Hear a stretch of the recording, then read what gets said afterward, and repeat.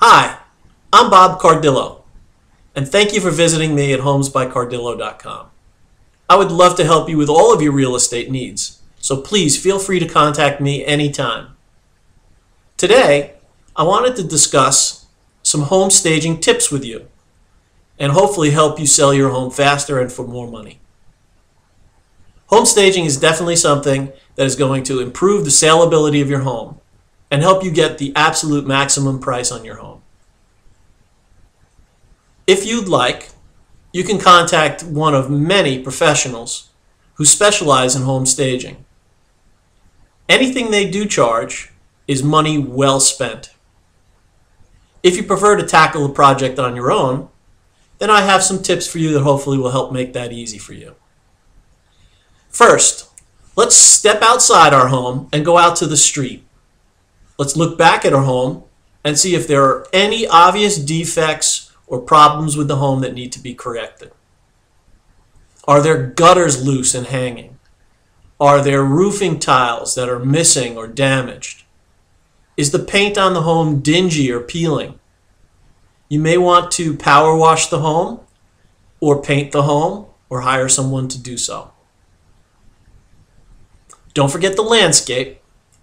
You'll need to trim back any of the trees and bushes that have overgrown, especially if they block a view of your beautiful new home.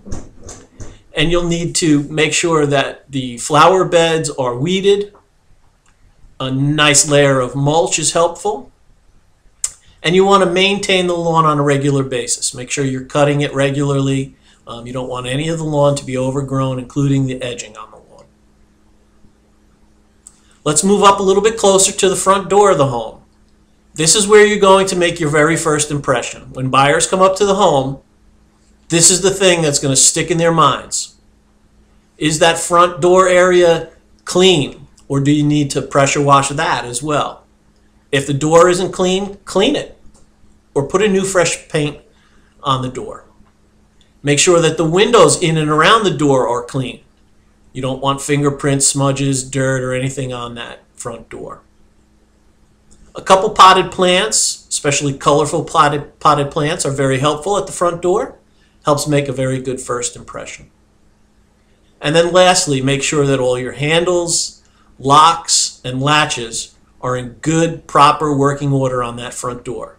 The very last thing you want to do is have a potential buyer show up at your home for a showing, try to get in the front door, and realize that some of those things have not been properly maintained and they're not properly working.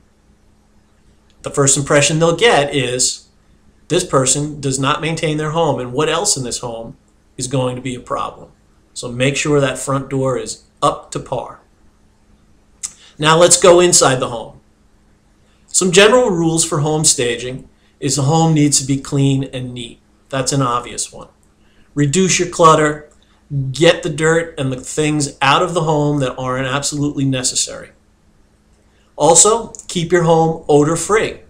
If there are smokers in the home or if you have pets, you need to do some odor elimination, which may include a deep cleaning. Have the carpet shampooed and cleaned and deodorized. There are a lot of products online today that will help you maintain a nice, fresh smelling home. Be careful with candles. They can be dangerous, but there are a lot of flameless options for you to use, like potpourri or other flameless options that are much more safe than candles. Especially if you're not home, you don't want to leave the candles burning. You may need to rent a storage unit to help you. Get the excess furniture out of the home. You want to bring it to a minimum, but not to a point where the home looks empty and barren. You want to depersonalize the home. Take down your personal pictures and photos and things that are unique and individual to you. The idea is to make people who are coming to look at your house as potential buyers imagine themselves in that home and not look at your personalization and imagine how you're currently living in the home.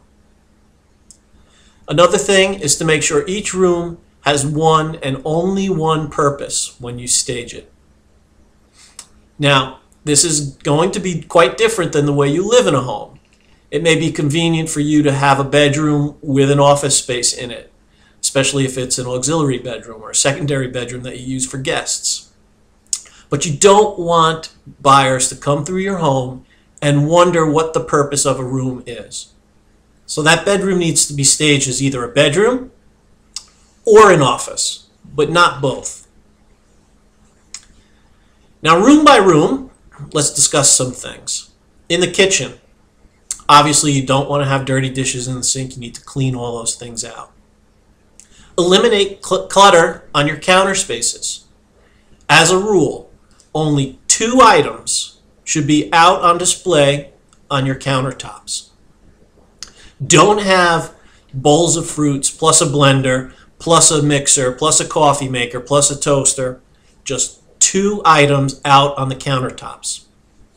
Buyers want to see all that empty, open countertop space so they can imagine themselves working in your kitchen. If you have a smaller kitchen, then 2 may be too many. So eliminate the clutter on the countertops. Cabinets and drawers should all be neat and closed and clean.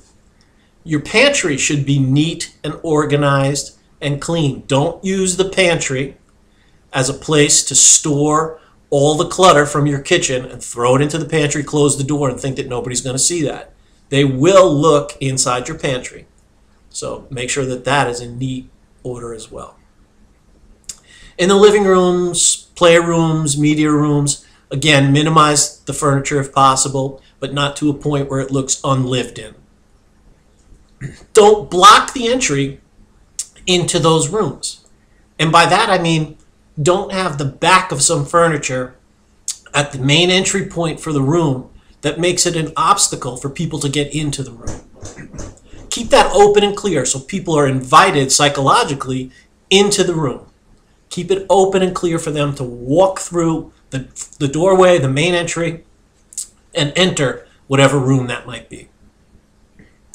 In bedrooms, make sure you pick up your clothing, no debris, no dirt, take the personal pictures off the nightstands. In bathrooms, make sure you rinse and clean the sinks after you use them. Don't leave stains or debris in the sinks. Make sure they're rinsed out, the tubs as well. Okay, now we're ready for showings. We've listed the home. We have it all staged. We're ready to go. Things you need to keep in mind when it comes time for an appointment to show. This is a time to let the house shine. Open the blinds. Let as much natural light as you possibly can into the home. Turn on all the lights. Make it as bright and open as you possibly can. In your lighting fixtures, you want to have the maximum allowable and safe wattage of light bulbs. Each lighting fixture will tell you what the maximum lighting wattage is. Don't exceed that wattage, but you want to have it as bright as you possibly can. Don't have dim light bulbs on if you could possibly have brighter ones. Again, make sure you eliminate the odor for the showings. This is the time when you might want to spray or deodorize just before the appointment. If you have pets, you may need to consider crating them or taking them out of the house with you. And this brings us to you. You definitely need to be out of the house. You do not want to be present during a showing. It would just make buyers uncomfortable, and it's not a good situation for a showing. So make sure that you're out and you leave. Your real estate agent will help you with a showing agency so that they can make appointments, and you'll be notified prior to the showing so you can do all of these things in a timely manner. You can visit my website at homesbycardillo.com for some more information. Contact me and I would be happy to send you this information in writing. I would also be happy to discuss your listing and your home and help you get through the selling process. I hope some of these tips were helpful to you, and I look forward to hearing from you soon. Thank you.